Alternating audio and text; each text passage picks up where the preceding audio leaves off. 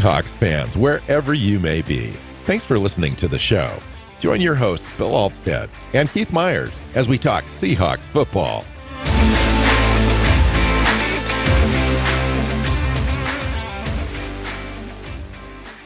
Hey, hi, Seahawks fans. Welcome back to another episode of the Seahawks Playbook podcast. I'm your host, Bill Alvstad, sitting down with co-host Keith Myers, here to talk Seahawks football. I've got a great show planned for you today, doing our final 53-man roster prediction show.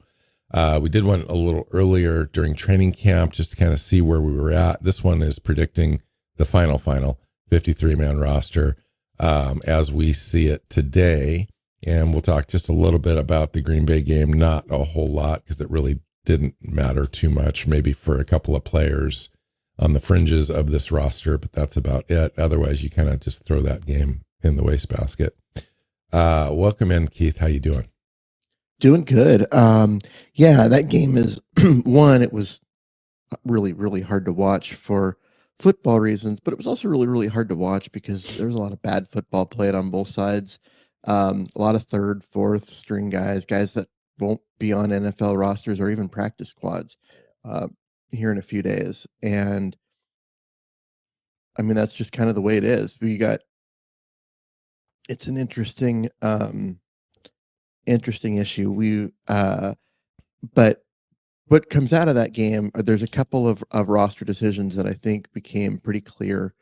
And we'll get to that when we get to that. So. Yeah, no, I agree. This game is essentially meaningless for most of the roster and most of, anything else, really.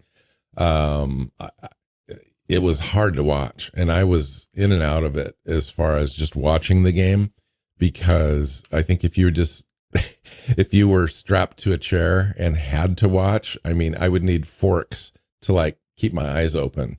I think because it was just not good football, not a good brand of football. Clearly, I think they had a good week of practice, a good practice session with Green Bay. And after that, I think things got really relaxed. And by the time the game time came around, Green Bay was prepared. I think they had, 7 or 8 starters on both sides of the ball to start the game. Seattle was clearly not doing that. They were evaluating the low end, back end of the roster in this game, which was fine, but I think mentally they just were not prepared to hit the Green Bay Packers at all and cause any disruption on offense and do really anything that would put anybody in harm's way. Unfortunately, out of this game, Jake Bobo and Tyler Hall had a collision on a punt return, and Jake Bobo was literally knocked out for just a minute, ended up having a concussion. Good spirits talking after the game. Mike Macdonald indicated he didn't know the severity of what it is, and nobody will for the next couple days. But it does impact the way that we adjust this roster, I think, a little bit. We'll talk about that. As you said, wanted to talk about Jaylen Milro in this game just because he had the start. He was going to play every snap in this game and did. And I think really what it told me, now I'm not going to break down the entire performance, but just overall kind of impressions is that he's just a mixed bag at this point, and which is fine. I think he's exactly where I think most of us thought he would be out of, the third game. Overall in preseason, he was 22 of 39, 255 yards, a touchdown, no interceptions. Had 15 carries for almost 100 yards, 87 yards, 56% completion percentage. He did have 3 fumbles in this game. He was sacked 5 times by the Packers in this game. I did want to talk about the, kind of the ball security question with Jaylen Milro, just based on his playing style, his hand size. I think at the Senior Bowl, he was measured at 8 3/4, which is a concern, which is almost kind of a threshold that you don't like to get into for a quarterback in the NFL, just because the ball in the NFL is considerably larger than the ball at the college level. And then he came into the combine and measured 9 1/4, 9 2/3 or something like that. And so it kind of relieved some of that concern. But nonetheless, I think it showed in this game just his playing style, the way that he fights for extra yards. He kind of is susceptible to that. I think the miscue on the snap from Mason Richmond, who was playing center at the time, was a catchable ball in his range where he should be catching it, maybe coming in a little hot for him and wasn't expecting it. But nonetheless, I think that's totally on him. But overall, Keith, I think for me, if you look at the best case scenario and the optimistic side of this, is that Jaylen Milro is a great, exciting prospect. I think he still is. I think he's in the best possible situation on a team roster in the NFL where he's got no pressure to play. He might not even suit up on Sundays. He's got a really good, solid foundation and coaching staff working with him to develop him. And then we'll just see where we're at this time next year. I mean, that's essentially where he's at for me after this preseason. I think we got a little ahead of ourselves slightly. Just the tantalizing prospect of him playing and packages built for him that he would be able to take advantage of his skill set, 4 or 5 times a game. And I think we may still end up seeing that. I'm just not sure it's developed as fast as we think it might have. What are your thoughts on Jaylen Milro? Well, yeah, I think that, I mean, one of the things with the preseason is that they're not going to show that those kind of packages and those kind of things because they don't want he's prepping for them. But so I think we will see them at some point, but he's clearly not ready. You know what I mean? Now those packages are going to be run, they're going to be RPOs, and, kind of wildcat things. And then we'll see, how often they do that. I think there are going to be games when he's not available. He's just, he'll always be the third quarterback, but that means he's not available for those packages because he can't come on the field unless the other two are hurt, because then they can't come back in. So there'll be times like that, and other times when he actually is an active, player on the roster, and those are the games that we'll see those packages. I think it'll just be off and on throughout the season, depending on the rest of the roster and how many injuries the team has, and whether there's a spot on the active roster for him. But when he's active, I think we're going to see him play. I think we're going to see him not start, not throw a lot of passes, but he's going to come in for 3 or 4 plays a game and run some wildcat things and confuse the hell out of the other team. Yeah, I think, one of those plays would be the push play that we saw in the second game against Kansas City. I think that's a good play for him because you can disguise that as well, and he could peel out and really burn a defensive end and get outside and scamper for a long gain. As far as trusting him with the ball in the red zone to make really good decisions and make plays, I haven't seen that yet, and so he's going to have to earn that opportunity in practice during the week, and we'll see how that develops. It may not emerge this year, don't know, but it could. And I will trust the coaching process on that. But anyway, we've got a good show for you wrapped around predicting this roster. We did this a few weeks ago as an exercise to kind of find out where we were at. I'm really interested to find out exactly where we landed. And if it differentiates at all from what we did earlier. I know mine did on a couple different players. And some of my decisions, Keith, were based on players earning it. And some of my decisions are based on strategy as far as the practice squad getting a certain player potentially through so that they're protected based on what other teams in the NFL might need and pick off players and so forth. So I have a couple of those. But overall, how did you feel that this thing came together for you? Well, it's very similar. I think we had it. I mean, there's some definite changes, but nothing groundbreaking because it's not with guys that we were expecting to start and now are going to not make the roster. There was one decision that I had to make that was like that, but in the end, I ended up deciding on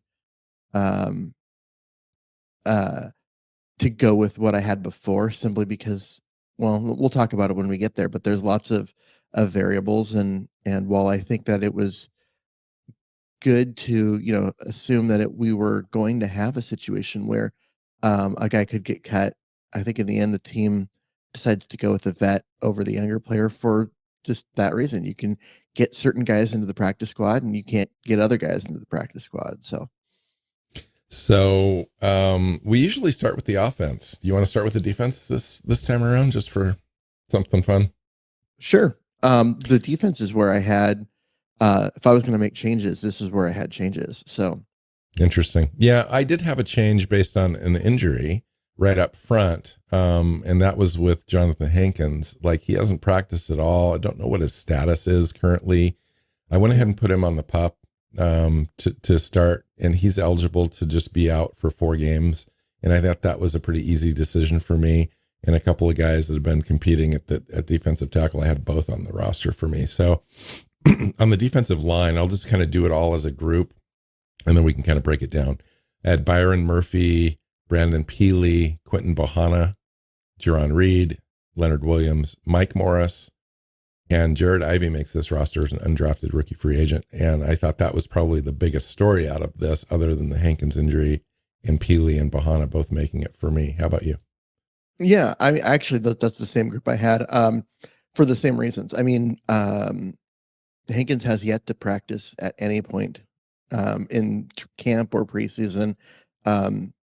I think he's going on the PUP and sitting out. But the idea that you would get Peely and Bohanna both onto the roster early on, I thought thought the team was picking one of the two. But now you got both. Those are your big, oversized nose tackles. Both of those guys have played well in camp. They both played well in the preseason. And so between those two and Jared Ivey, you've got this group of young guys that are going to come in and field meaningful rotation spots for this team. And I think that's interesting and kind of fun. But overall, yeah, 6, where is it? 7? I don't know, 6, 7. 7 defensive linemen. Felt like a lot, but there wasn't. Basically, it came out of the 7th one came out of the linebacker group, which there wasn't really anyone that I needed to put on the roster. So, made a lot of sense. And Riley Mills starts the year on IR. We'll see if he's able to come back this year at all. And if he does, he's not going to have a big impact, I don't think, just because he hasn't practiced at all. And he will have limited opportunities to kind of get into playing shape and have opportunities on the 53. And they would have to make a decision, or an injury would have to happen to Mike Morris, Jared Ivey, or one of the other guys to really have him come in and play. Okay, on the edge, and you can count Jared Ivey in this group if you want. I went ahead and put him as a defensive end because I think that's really where he's going to line up. Well, that's where he's been lining up in preseason. So right, I know that Seahawks.com has him in the edge outside linebacker group, and I don't understand that. But this group has DeMarcus Lawrence, who we haven't seen yet, and I'm dying to find out how he fits into this thing, and he sets the edge and just really kind of impacts the game.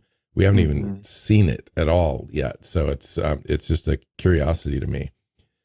Boye Mafe, Derek Hall, and now Uchenna and Nwoso are on this roster and making it really under the wire for Nwoso to come in and make this roster. And I just kind of wanted to ask you about that, and if you had it exactly the same way I did. I do. I have the same 4 guys off the roster from what I had before is Jamie Sheriff, which is too bad for him, but I think he makes it to the practice squad fairly easily, so it's not that big of a deal. But Nwoso, getting him back, he passed his physical, he's running, he's doing stuff in pads. He still may not be ready for week 1 because he hasn't been practicing like with the team contact, or limited anyway. But we'll see. Getting him back is huge because that is a large increase in overall talent from any of the other guys that would have been in that fourth edge rusher spot to him. So I love having him back. Yeah, he essentially takes the spot that I think Tariq Smith would have taken. By all accounts, Tariq Smith was leading that kind of position prior to Nwoso coming back. So it'll be interesting to see if he's added to the practice squad. I think so. And then maybe a guy like Connor O'Toole, who I think the team likes and would like to have more time to develop, I think, is a potential practice squad candidate. Inside linebacker, Keith, this is a position that I really tossed around. I was going to maybe add a fifth safety. It really does come down to special teams for me on this situation here, and whether or not you like Tyakota or Jurek Reed at safety potentially, or if it's Patrick O'Connell. And I ended up going with Patrick O'Connell. I did, and I think the team likes him. I didn't hesitate to go with Pat. Well, I did add Drake Thomas as well, so I've got 4. Yeah, me too. So it's Jones, Knight, Thomas, and O'Connell. O'Connell, or when we did this before, I was like, I don't know, because his lack of athleticism was really showing up in games when they were trying to have him in there earlier in games. But he has he's shown up like really well. One of the guys that really kind of popped in last night's game against Green Bay was, Patrick O'Connell. He was very instinctual, filling holes, making solid tackling. I liked what I saw out of him, and I thought that I'm like, okay, if he's going to play like that, and it's going to come down to like to him or Jamie Sheriff, I'm taking Patrick O'Connell, who is a special teams like mainstay. So, yeah, I didn't have any concerns with that at all. I do have concerns only because I think, Drake Thomas and Patrick O'Connell are fine, but you don't want them playing every down on a Sunday. And so if there is an injury concern, and there is with Tyrese Knight, he did have the knee, he had another medical issue. He's, by all accounts, he's coming back and should be on track to play week 1. But nonetheless, there's really not a lot of depth there that you feel comfortable with. Now, for me, I thought this could be one of those situations that you see every year of the team going out and adding a player that's not currently on the roster from another team. And this could be that for me. Yeah, I agree. I think that's definitely a possibility to go get a guy for this position group, because Drake Thomas and Patrick O'Connell, like, they've made this roster in part because there's nobody else. And that's not usually a good way to make a roster. And so I could see them doing it. I could also see them, if they are confident in Knight's ability to go on week 1, to not doing anything, at least as of yet, and waiting for the right player to be made available. So we'll see. Agreed with all of that. Okay. Now, somewhere along the line, we have a differentiator here, because I've got 24 on my defense. You've got 25. So far, we've been lined up perfectly. So I'm very curious about the defensive back groups here. Let's talk about safety. I've got 4. I have 5. And you have 5. Okay.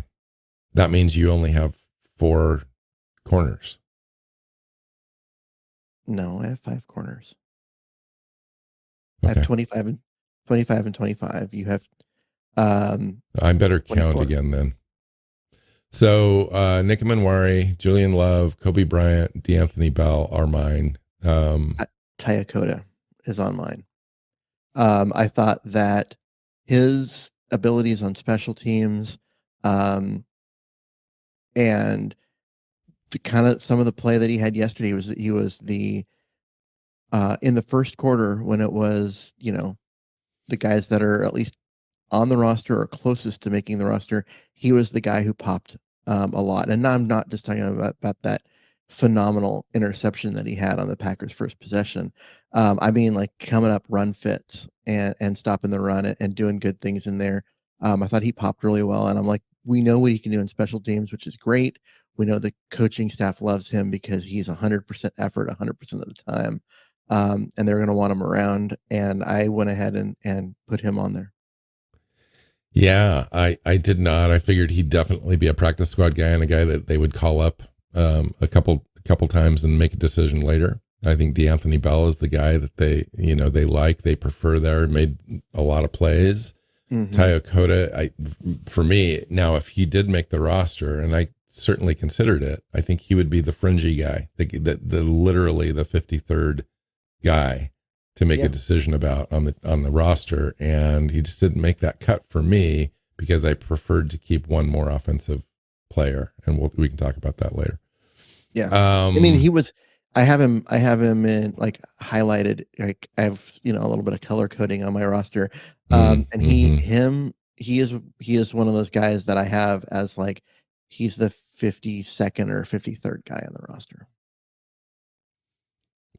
Corners pretty easy. Tariq Woolen, Witherspoon, Job, Griffin, and Pritchett. Heading into the off season and training camp, I thought Pritchett was definitely on the bubble, probably a player that wasn't going to make this roster, just based on what I saw last year. Now this year, turns out he had a great off season. He did the work. He really actually came in and looked like a legit guy that could take snaps in the NFL. And so that was a really good surprise for me. And he's on my roster. Yeah, he's on mine. I have the same group of 5. But the first time we did this, I had Isis Waxter just because early in camp he was making plays and doing things, but he's literally disappeared the last like 2.5 weeks. And so, and that could be from an injury or something. I haven't heard anything, but you never know. Pritchett's just continued to step up and make plays and do good things. You could tell he's learning. He's getting better. And so, yeah, he made it. He's on my 53. Michael Dixon, Jason Myers, Chris Stoll round out the special teams guys for those 3. Okay. So the defense, for me, just kind of wrapping up that side of the ball, I think turned out to be pretty well within the parameters of where we thought it would be, give or take a couple of fringe roster players. Looking forward to this group. Obviously, we did not see DeMarcus Lawrence at all, but we heard a lot of good stuff about him in training camp. So I'm really interested to see how that translates onto the field as part of this group. You've got a good leadership group kind of building with Witherspoon and Julian Love and Ernest Jones, DeMarcus Lawrence, Jerron Reed, Leonard Williams. That's a pretty nice leadership group for this defense. And I think one of the better groups that have emerged in the last 6-7 years. I mean, maybe even going back to 2015.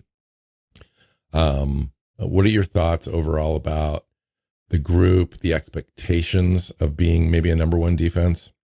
And are those realistic based on this roster? There's some depth concerns that I have with the roster, but over the defensive roster. But God, the high end talent is there. I mean, just like the edge players of Mafe, Hall, Lawrence, and Nwoso is like those are 4 guys that are good enough to start on any team in this league, and for the team to have 4 of them. And they don't even include the best pass rusher on this team, which is essentially Leonard Williams. Yeah. And then, the way that guys like Ivy and Bohanna and Peely have played this preseason and in camp before that, like those guys have really helped like solidify the depth of the line, which I thought was very sketchy coming in. But I feel good about that. I feel good about the edge players. And, the back end of this roster is very good too. It's really just that inside linebacker spot where you've got 2 guys that are good and are going to play really well when they're in there, but they're just there's no protection against injury except for maybe Nick and Amori coming in and just being in the nickel 100% of the time if one of those 2 guys goes down. So we'll see. And then we've got a couple of reinforcements potentially showing up in the year. Jonathan Hankins, we already know what he can do. He's diminishing, but he's a guy that can give you 10 snaps a game. And I'm okay with that at this point. And we'll see how, if he was to come back, who would be the guy that would that would get bumped, probably Bohanna. And then Riley Mills could show up anytime after game 4, but more likely after the break, after the bye, and may not. He might spend the entire year on IR. We'll just see how that goes. Yeah, I wouldn't. I wouldn't count on him at this point, just because getting his body back physically is only part of the story, right? You've also got to learn the defense and be able to contribute in this defense. And he's never practiced. He will be, even if he passes a physical at some point, he will be entering in and have yet to learn the playbook, from the, not, I mean, he'll know it as far as like having he's gone through all the walkthroughs and stuff, but he's never done it. Right. And I don't know. I think that we've seen this before with a few players that have come back mid-season, and it's extraordinarily difficult, especially for a rookie. Mm-hmm. So yeah, just I'd say keep your expectations low. That's nothing against him. Just it's where he's coming back from that injury, and it was I don't think there's any reason to rush him or any reason to throw him out there on the field, because they've got good talent at the position. And so unless they have a huge rash of injuries, he's really not needed this year. They drafted him for 2026 and beyond. And if he doesn't play at all, doesn't come back, he's got 4 years of eligibility left. Because he doesn't. If he passes a physical at any point, then that doesn't apply.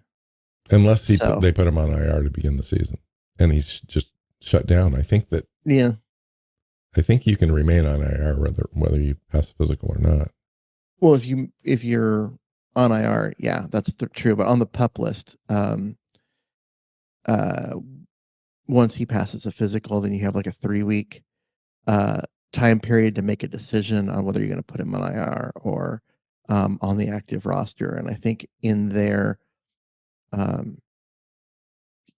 because he passed the physical, I think that's where your accrued season shows up, is in those 3 weeks, which is, I don't know. I'm not making decisions based on that. I'm making decisions based on what's best for wins and losses this year. And if that means he gets to free agency a year earlier, then fine. All right, let's talk offense.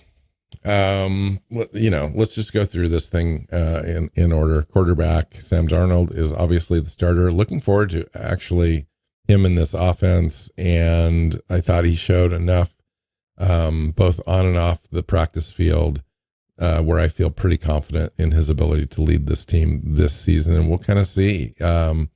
If you end up on the optimistic side, on the side where Sam Darnold picks up where he left off last year, he could have a really nice season, career year, reinforces the messages that we saw last year in his play, and ends up sticking around this roster for a long time.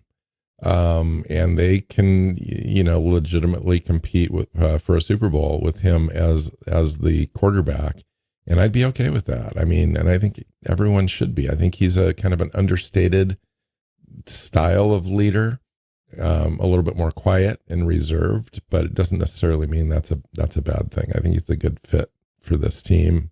His ability to be humble and the way he carries himself, I think, is a kind of a direct fit with Mike Macdonald team and Klint, Kubiak and stuff. So it's a pretty good deal. Drew Lock, Jaylen Milro make this roster. They carry 3 quarterbacks for the first time, and I can't even think the last time we carried 3 quarterbacks. Yeah, it's been a while. Yeah, you're trying to think. I'm trying to think. I'm like, God, dude. I'm like, I thought there was a year in there where Pete Carroll kept a third quarterback around. Maybe for a week or two. But I can't give you who it was or when. I just remember there being, that's weird. There's a third quarterback. But yeah, I think it was only for a couple of weeks, and then things didn't happen. So at running back, I think Walker, Charbonnet, and Robbie Oots. He's fullback. I've just left him in the running back group. Are all easy decisions. Yes. For me, it comes down to do do you keep Brady Russell or let him go? And who's your third? I have George Holani as the third, beating out Damien Martinez. I think he's just shown more. Mm-hmm. And I think Martinez, having been a 7th round pick, can make it through the practice squad. I don't think Martinez can stay on the practice squad all year. I think he'll get brought up onto the roster at one point, but for at least weeks 1 and 2, that'll be fine. But it comes down, really, there's a decision to be made about Brady Russell. I have him off. I'm guessing you have him on. I do. And maybe that is the difference between our rosters. I do have Brady Russell. I also have George Holani. I also have Damien Martinez on my practice squad. Also, Jacardia Wright. Now, you could make an argument to carry 4 running backs plus Robbie Oots on this if you don't have Brady Russell on the roster and you make a couple other decisions. But I've got it the same way you do, except for we'll talk about Brady Russell in a minute when we talk about tight ends. But I thought Damien Martinez can probably get to the practice squad and stay. I don't know that he's shown enough in the preseason for any team to realistically bring him up as a 3rd or 4th running back and expect him to stay on the 53-man roster for them. So I think he kind of easily goes. Now, Jacardia Wright did show more, I think, than Damien Martinez. He's a better NFL running back today than Damien Martinez is. Doesn't mean Damien Martinez doesn't have the upside and the potential to be, I think, what Jacardia Wright is, but I think everything we wanted Damien Martinez to be in training camp and to show in preseason, Jacardia Wright did. So I would be, you could argue for a 4th running back, and that argument could be Jacardia Wright. I mean, and I would totally understand and kind of really embrace that. But here's the bottom line. We're in trouble if Jacardia Wright sees the field this year, or Damien Martinez. Something's happened. Injuries have happened, and those guys are forced into play. Doesn't mean they're going to do a bad job. I'm just saying that those guys, even if they did make the roster, are not going to suit up on Sundays. That's one of the, when you have a 53-man roster, you're going to suit up, 47, Keith? And those are guys that would probably not play on Sundays. Yeah. Both of those guys, I think, Jacardia Wright, I think you could slide him onto the practice squad, like through waivers. There's zero question, which is why he may have earned a spot, but he's not gonna get one because he's too easy to move.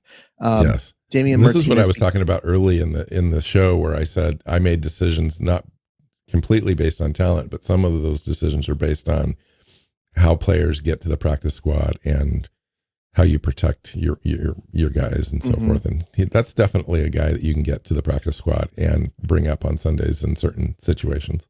Yeah, and Damien Martinez is a guy that I think is a little harder to get to the practice squad. He's younger. He's got more upside. He's not as NFL ready, but the talent is there to get more out of him eventually.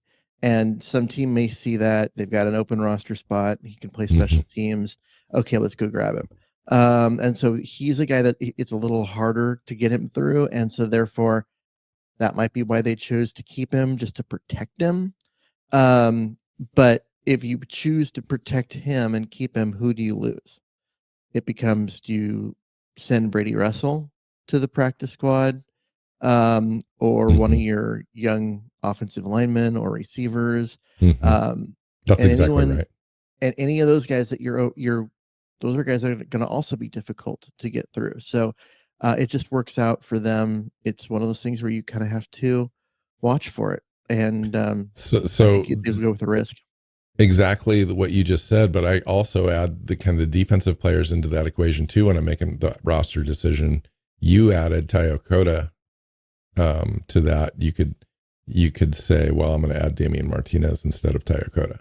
You know what I mean? It's like for that first week anyway. And then you can kind of manipulate the roster a little easier after that first week. But yeah, for sure. I think that, and plus every team in the NFL passed on him until the Seahawks picked him up in the 7th round. So I think that, and then he didn't have a great preseason where he's just like stood out and made tons of plays where other teams are going to really take notice.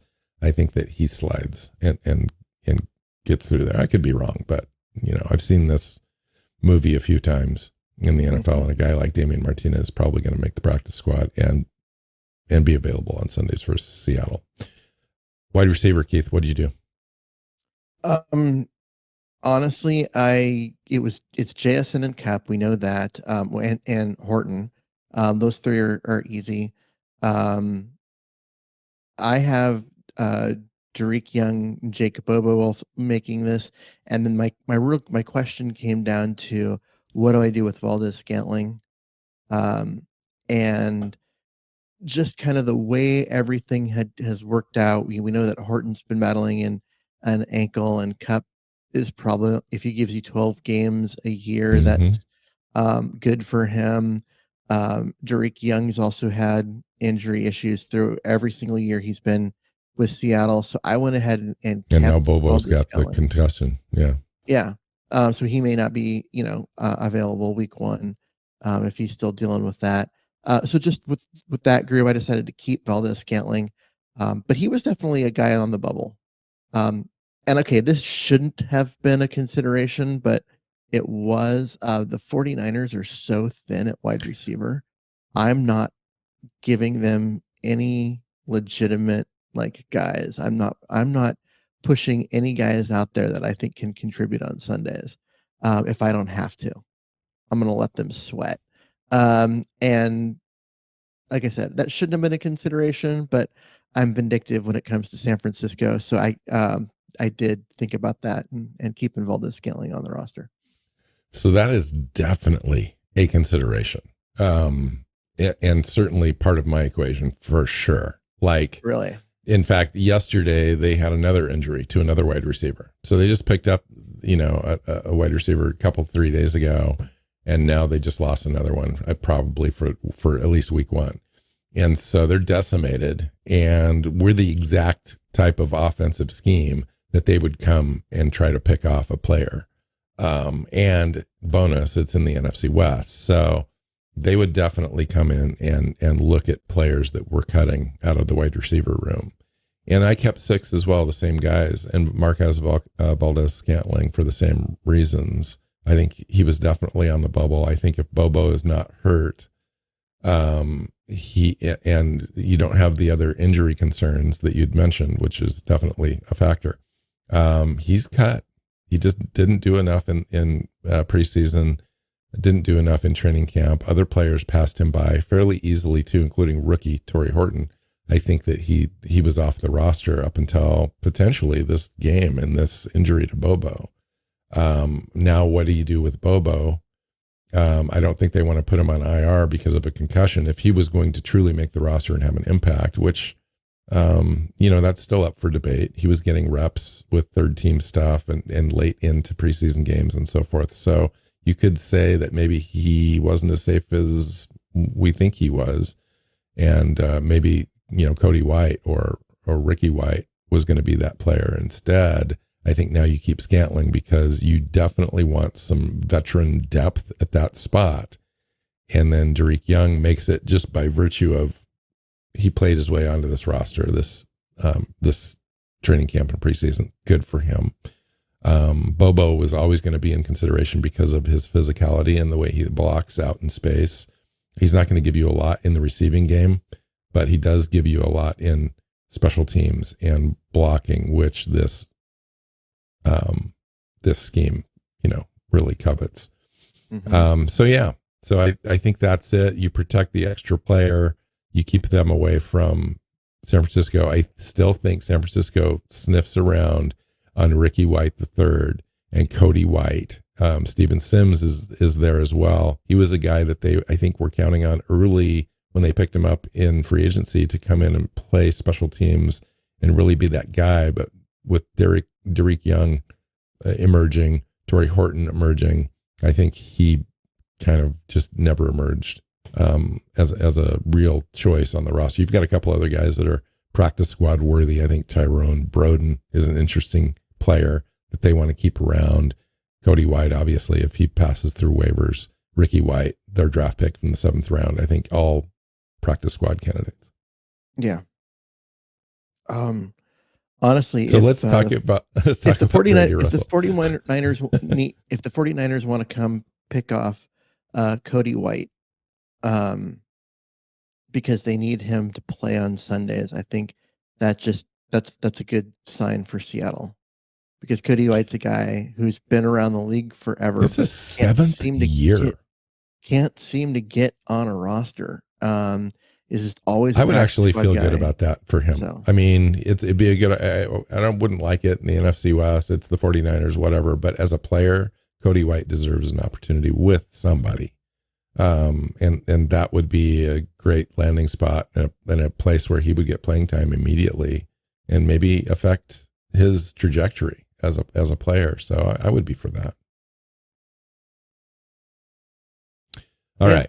Let's talk about the player you've mentioned a couple times in the way that you wanted to build your roster in Brady Russell and the rest of the tight end group. Now I have him as a tight end in my deal. You can count him as a fullback. He's going to maybe play both for you. Obviously special teams.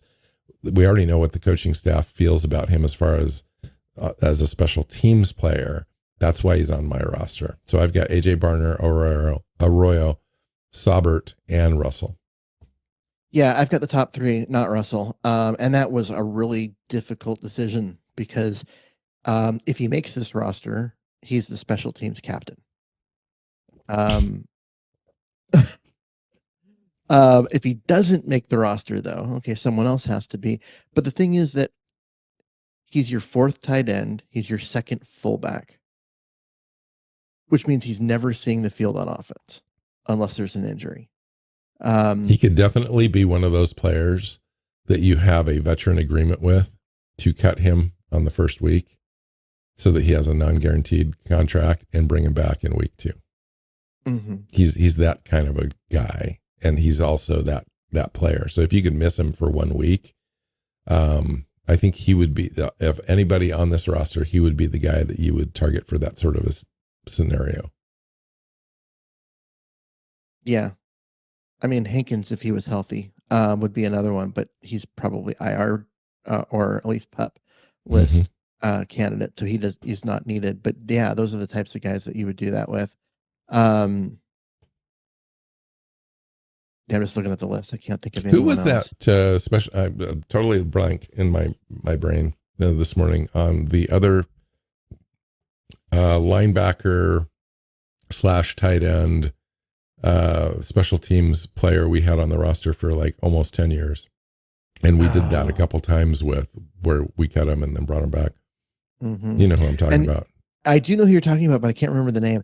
But yeah, he was a guy that you're like, he offered absolutely nothing outside of special teams. Like if he was on the field for either as a tight end or as a middle, he was technically a middle linebacker, but they moved him around just to create roster spots for him. If he was out on the field at either of those positions, you were in a lot of trouble. But they kept him around. And we tried to cut him, I don't know how many times, and the team just said, nope, we value him too much as a special teams player. We're going to keep him around. And I think this regime kind of feels the same way about Brady Russell. You know, what are you going to do with Brady Russell? Is he a fullback? Is he a tight end? No, he's none of those. He's not going to see the field as a tight end. But if he's your special teams captain and you feel that special teams is your 3rd pillar, you know, offense, defense, special teams, they're going to keep him, you know, and so that's why he's on my roster. Yeah. And it really, like, that's the type of thing it would come down between him, and Tyakota. Yeah. And, if you feel that strongly about having him on there, because you're keeping Tyakota mostly for special teams, right? So if you're keeping him for special teams, why wouldn't you keep Brady Russell for special teams? And honestly, I kind of, you know, you say these words out loud, and now I'm thinking you're probably right about going with the 26-24 in order to keep Russell and Tyakota, because Russell's more valuable in special teams. I can totally see that. Especially because I also think Tyakota could get through to the practice squad again. He has a couple times. I think getting him through again wouldn't be that big of a deal. But yeah, I mean, that's the difference in our rosters. I think it was those 2 players, and And yeah, you could make an argument for either one. Tariq could have certainly earned it. I mean, he's been making plays on defense. He's right in there. I think the team values him. Really, it's going to come down to who do you like on special teams and who do you think you can get through waivers. And if you're talking about a special teams captain, those are harder to get through waivers, I think, than a Teokota. Yeah. All right. Let's talk about the offensive line. I'm going to trust your judgment on this, and I just want to see if we have the same ninth player, essentially, because I think I went that was with the hard one. 9. I also kept 9. So your starters: Cross, Zabel. I have Sundal as a starter in there, and then Bradford and Lucas giving you your starters. Oluwatimi, although not a starter because of his injury, still obviously makes the roster. Jones at tackle, Gerald at tackle, and now it's who's your guard? Yeah. Who's your swing guard? Who's your swing guard? And it comes down to me between two players, and the two guys that were on the roster last year, Lumen and Christian Haynes. Mm-hmm. And I went with Christian Haynes. I'm not excited about it. Same. I'm not. Lumen definitely could be the guy. Hell, they could go with Bryce Cabledew there and cut both the other. That is one of those spots where you look at it and you're like, Jones is the swing tackle, but he can also be your swing guard because he can play 4 positions. And he's probably the first one off the bench if someone gets hurt. Or they bring Oluwatimi into center and move Sundal over to guard before they bring in a Christian Haynes or a Solte Lumea. And that's disappointing. It's very disappointing to me. But you want to flip a coin? I went with Haynes. I think the coaches make the exact same choice for the exact same reasons. Christian Haynes really didn't fall below second team on the guard spot, and Lumen never emerged. That's it for me. That's my criteria. I think the team is disappointed in Haynes. I think they tried him at every possible situation, and he just didn't take anything and grab it. Now, Lumea started 6 games last year, gave you a lot of snaps. I thought played okay, especially if he made that second year leap that you see some players make, and especially in the scheme, and you just felt like maybe he's really got an opportunity to grow, and he would be in the mix, and he never was. He never got in the mix. He never was considered. He always took third team snaps along with Cabledew and Richmond. I thought Richmond gave you a little bit more than Cabledew as far as diversity. Like he took snaps at center and both guard positions. I think Cabledew is what he is at this point. He's totally developmental. I think he's a practice squad level guy at this point. Lumea, though, disappointed me in that he didn't rise up, and he's cut. Not because he's a better or worse player than Christian Haynes. He just didn't take that next step, and Christian Haynes did enough to be the 53rd player on the roster, essentially. And you need a body there. You need a guy, and Christian Haynes can give you snaps at center. And so that's why he makes the roster, not because he's special in any way, at least yet. And maybe he takes, just like Bradford, right? We'll talk about Bradford for a minute because I want to, because we've had early discussions about him all season. I want to finish this with Bradford, but with Christian Haynes, like maybe it takes that third year for him to emerge, just like it did Anthony Bradford. Anthony Bradford did play and took a lot of snaps last year, but he still wasn't that great. I thought he'd take a pretty decent step this year. It wasn't that he was not great. It was that he was absolutely awful. As a pass blocker. I just want to make that clear. Before. Yeah. He wasn't as a run blocker, he's always been pretty decent. Yeah. He wasn't good as a run blocker last year. And a lot of that, there's a lot of scheme issues that and coaching that are there, and yeah, and so it's not all on him, but you can't look at his play at any point last year and be like, yeah, that's a guy we build around. You look at his play from at any point last year and you go, that's a guy we need to replace. And you add to the fact that he was potentially going to be worked out of this new scheme because of physical limitations. Talk about that a little bit.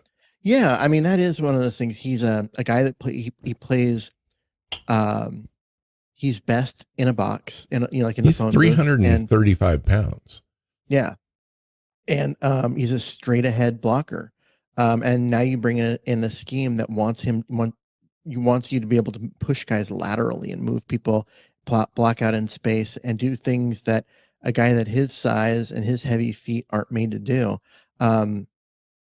I undervalued. They said that he kind of resculpted his body, lost some weight, got down to into the 220s, and just became a lot leaner. And I kind of undervalued that just simply because we hear that crap every year from almost every player.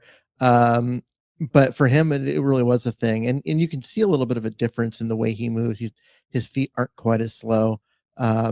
But his body type is still that of a guy that belongs in a power scheme, not a zone scheme. And especially not an outside zone scheme like this. But he got enough done. I mean, he held off Haynes, even though that wasn't a great push. He kind of won the right guard spot by default because no one else wanted it. And here we are. But there's a reason the team brought in Dalton Risner a couple days ago. Yeah. For a visit. Mm-hmm. Either they don't trust Bradford or they don't trust the depth, and I think it's probably the latter. But I think it's. I agree with everything you just said. It's like, and I kind of did. I probably put more weight than I should have, opposite of you, into his changes and what the coaches were saying in the offseason and so forth. I kind of bought into that a little bit, and it turned out that was the way that it went. It didn't necessarily need to go that way, and Haynes could have easily stepped up and had a much better offseason and really got into the scheme and took the reins. But Bradford had it all the way, and good for him. I think he earned that spot. And to me, I'm not so worried about the outside zone stretch stuff with him, in that he's in with a group of 4 other guys that are actually really pretty good at it. And he's getting maybe pulled along a little bit because Abe Lucas is a fantastic right tackle, and Sundell's athletic in the middle and makes good line calls, all that stuff. Everything we're hearing is that, that's pretty well settled. And I think Bradford benefits from both guys on either side of him. And I think the team really values that power, like as an option. Like, not everything they're going to run is going to stretch. We saw that in the preseason where they, you had guys like Damien Martinez and Jacardia Wright running up the middle on some power runs. And they were usually behind that right guard spot. And so I think you're going to have that incorporated into the season, and you're going to see some gap. You're going to see some inside zone stuff where I think will thrive. And they run a lot of stuff off of Abe Lucas and Anthony Bradford over there, and it ends up being pretty formidable. Yeah, I mean, if you are running in that direction, you could run behind far worse offensive linemen as far as run blocking than Abe Lucas and Anthony Bradford. And then you add Bobby Oots to that equation, which is amazing. Yeah, so I think we'll see what happens once the regular season begins and teams actually start doing stuff, and you see more stunts and motion and stuff, guys moving around. I think they're going to see Bradford's lack of athleticism get exposed far more than the preseason would ever show. But again, Haynes did not step up and win that job. He had every opportunity to step up and win that job and just never did. So, Bradford wins the spot by default, and we'll see.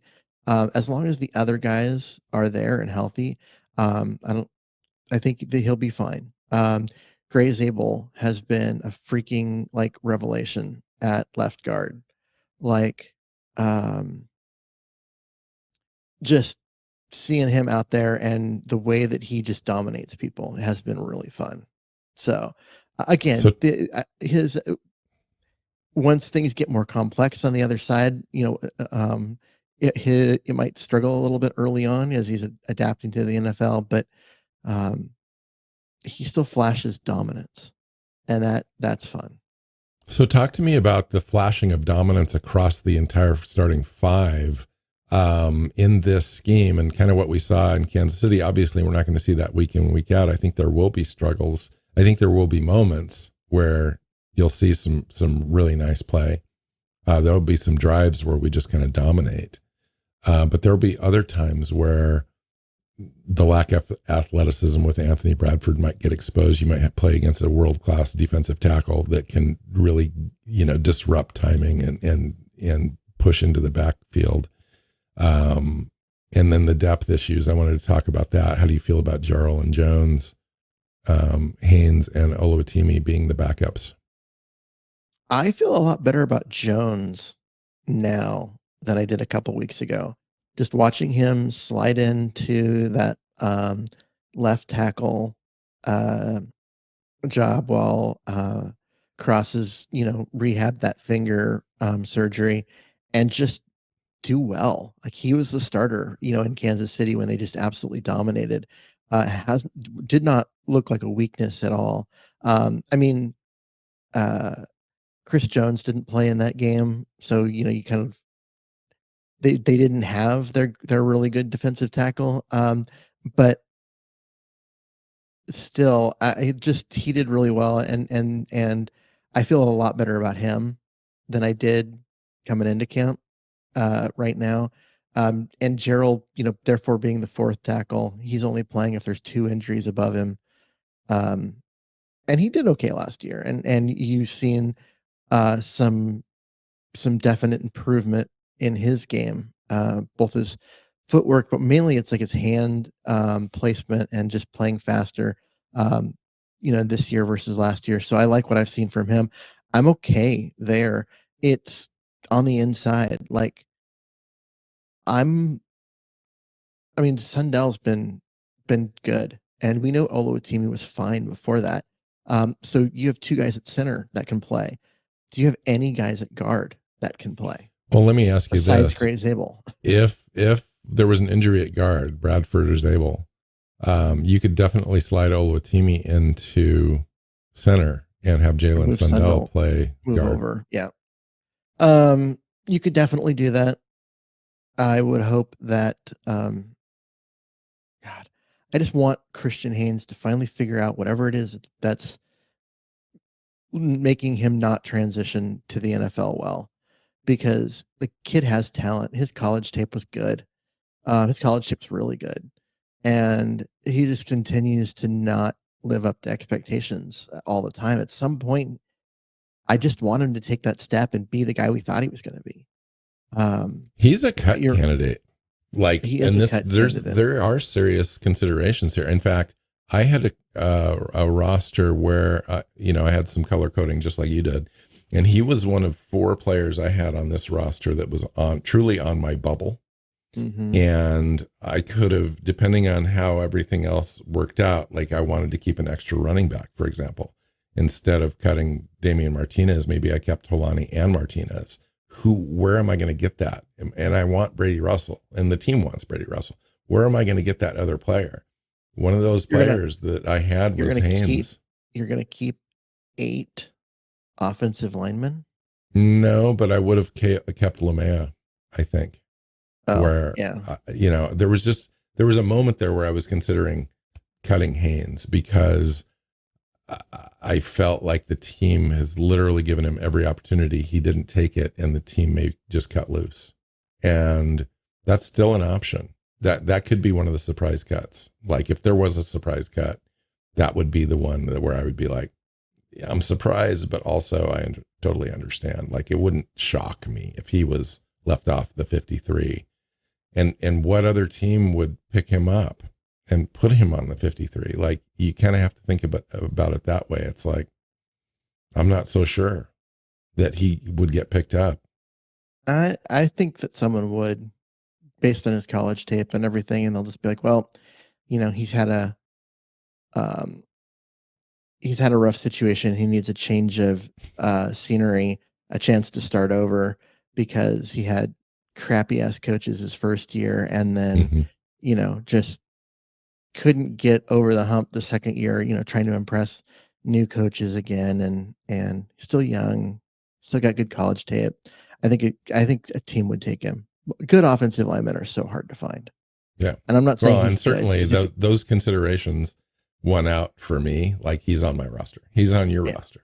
So I don't think it's going to happen, but he's one of those players where I've seen players that just don't transition, and even third round guys, and they just end up washing out, and it just is what it is. So how do you feel overall about the offense? Because that Kansas City game is sticking in my mind as far as everything that could go right for a team. If you could somehow translate that from preseason into the regular season, we're going to be pretty good. And I'm just wondering, like, do you think there's going to be some fallback? Do you think that, it's going to be a slow roll to get this offense, by like week 8, we're finally rolling? Or do you think it's going to come a little quicker? I think it'll come quicker. But at the same time, I don't think the Kansas City game is where we set our expectations, because that's, that makes you one of the more dominant offenses in the NFL, even if it doesn't put up the points that others do. But your time of possession, your ability to convert third down, run the ball, just like, you're going to be a dominant team. And I don't think that that's a fair expectation to put on these guys at this point. But I think that, I mean, are they going to be better than last year? Hell yes, they are. And I don't even have any, this isn't like, well, they should be or whatever, and here's the reason. No, they're going to be better than last year offensively. And that's a really low bar to get over. But I do think they're going to be able to run the football, and they're going to, do a lot of good stuff off play action and with rollouts and the kind of stuff that you never saw anything of last year. I mean, so last year they waited until the last game just to unleash play action. It's absurd. So based on last year, almost every metric had them ranked 28th, to 30th in the run game and in run blocking, pass blocking, etc. Based on what you've seen, just kind of give me an expectation of where do you think this team is at in week 8 as far as offensive rankings are concerned. I don't know by what metric or by what service, if it's PFF or if it's ESPN or DVOA or whatever. Where do you anticipate this team residing compared to all the other teams as far as the run game and time of possession, all that kind of stuff? I think they're going to be in the top half. You're going to see them at like 12th or 13th somewhere. Not down, so they're above average, but not number 1, number 2. I think it's safe to give those spots to teams like Buffalo that have a bigger track record and fewer limitations. But I think that you're looking at a team that, like I said, last year they won 10 games and their offense was 28th. If they're 14th and the defense is just as good or better this year, that's going to translate to a lot of wins, because they're going to dominate teams defensively. And if the offense can hold serve and like keep the defense on the field and score some points and be efficient, that's complementary football that leads to a lot of wins. And that's the way I'm seeing it too. Now we're going to have a regular season win-loss prediction show, and I'm not going to ask you to predict today. But yeah, that it's hard to not reconcile those things. What you're saying, it's like we already know what the defense is going to be. The defense is going to be a top 5-ish defense, whether that's number 1 or number 5. I don't know that necessarily even really matters completely, they're going to be good. It's what the offense does that just dictates this whole thing. It's Sam Darnold. It's playmakers. Can they run the ball effectively? Can they keep Sam Darnold clean enough for the timing offense to work? I think Sam Darnold has been instructed to get the ball out fairly quickly this year, as opposed to, trying to stretch the field a little bit more in with the Vikings. I think it really suits Sam Darnold well, because I think his mindset is geared towards that now as opposed to earlier in his career. So yeah, this thing is going to translate. It's just a matter of what is the ceiling and can we get there? Like, for me, the floor is really kind of that 10 game thing, because you're not going to be 28th in the NFL any longer in run blocking with this scheme, in running the ball, in being effective and more efficient, I think, on third downs and red zone opportunities and stuff.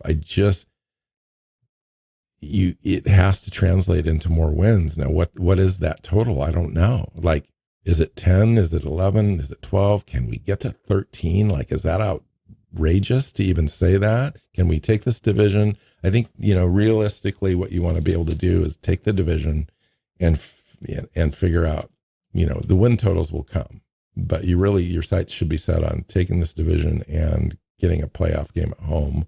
That would be the minimum for me to have a realistic, but also, if we don't get there, I'd be disappointed. Well, okay, so let's reconcile that with Vegas, who still have the Seahawks at 8.5 wins as their over/under, so right at a 500 team, and they have the longest odds in the division to make the Super Bowl. Yeah. And they're like 24th in the league in terms of their odds to make the Super Bowl. Vegas does not believe in Seattle one bit. Mm-hmm. And that means they don't believe in Sam Darnold. Yeah. They don't, Vegas is not in the business of being wrong. They tend to predict things pretty damn well. And yeah, I look at all of this and I go, where is the discrepancy? Because I don't see it. We've been doing this a long time, Keith, and other people in the space have been doing it a long time. We're talking all the way from Brady Henderson, Bob Condotta, Brian Nemhauser, Rob Staten, on and on. Everyone is kind of, I don't know if we all started in the same spot, but we're all in the same spot now, which is the expectation is this team is going to be pretty good. Yeah. And we're in contention for not only the NFC West, but we're in contention to be a player in the NFC just because of the weakness, I think, overall in the conference. But you're right. Vegas is not there. There are some national pundits that are still out there saying, Seattle's going to be a 7-win team. Or a 6-win team. Yeah. And I don't, and again, you and I have been doing this a long time. We've been predicting. We're usually pretty good. I would say that we've got like an 80% plus track record as far as roster prediction. It's like we're give or take, we're within a couple of games usually. And I'm not going to ask you to predict. We'll get to that, but my win totals this year will probably be reflective of how optimistic I am. Just the way it is. I'm not going to be I'm not going to lowball this team. I'm not going to lowball this team. I just can't. I'm not seeing a team where I need to be like very hesitant on predicting. Like it's well coached. The defense is more than solid. It could be potentially great. And the offense is going to be better than expected, I think. And Sam Darnold is going to be, I think, really solid as a kind of a point guard quarterback with a plus side arm, And so I think that I don't know. It'll be interesting. Okay. Some upcoming shows. We've got a look around the NFC West show coming up with a guest. Bryce Coots is going to come on the show and talk about what we're seeing with the rest of the division. That's going to come before the season starts. We're going to come out with our what would be our 9th annual win-loss prediction show, which we've just been talking about. I think that's going to be fascinating because we're going to break down each game, where we think we're favored and what we think the results are going to be. And usually you and I are fairly close. So be very curious to see where we fall this year. And then we'll have our game, kind of our regular season set up on the schedule, where we'll do a pregame preview, and then we'll do a post-game recap show each week for you as well. So anything else, Keith? No, let's get out of here. We're already over an hour and 10 minutes in. So thanks for listening, everyone. If you're still, if you stuck with us this long, we appreciate you. Yeah, absolutely. Absolutely. Okay. Find Keith on Twitter at Myers NFL or Blue Sky. And you can find me on Seahawk, the show Seahawks Playbook podcast. Find us on your favorite podcast platforms and our YouTube channel. When you get there, hit subscribe and leave us a comment. We always enjoy those. And we'll see you next time. Go Hawks. Go Hawks. Seahawks Playbook podcast listeners, thanks for joining us for another edition of the show. You can find us on Twitter. Bill is at NW Seahawk, Keith is at Myers NFL, and the show is at Hawks Playbook. You can listen and subscribe to the show at SeahawksPlaybook.com.